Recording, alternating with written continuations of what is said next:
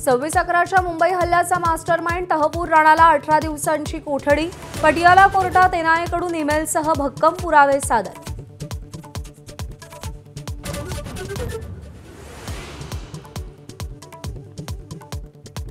मुंबई हल्ल्याचा मास्टरमाइंड तहपूर राणाला भारतात आणल्यानंतरचा पहिला फोटो समोर।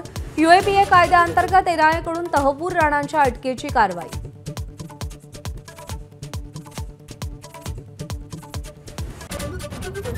एसटी कर्मचाऱ्यांचा उरलेला 44% पगार मंगळवारपर्यंत मिळणार। एबीपी माझाच्या पाठपुराव्याला मोठं यश।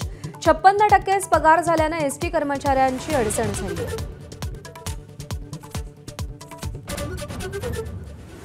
एसटी कर्मचाऱ्यांच्या पगाराचा प्रश्न सोडवण्यात एकनाथ शिंदेंची बाजी। वित्त विभागाच्या सचिवांशी चर्चेतून तोडगा काढला। महामंडळाचं अध्यक्षपद स्वीकारण्याआधी सरनाईकांनी संकट टाळलं।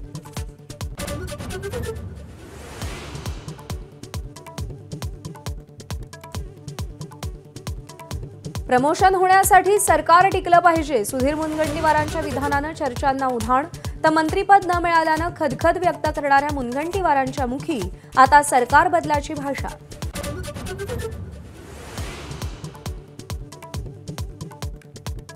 अजित पवारांचे धाकटे चिरंजीव जय पवार यांचा साखरपुडा।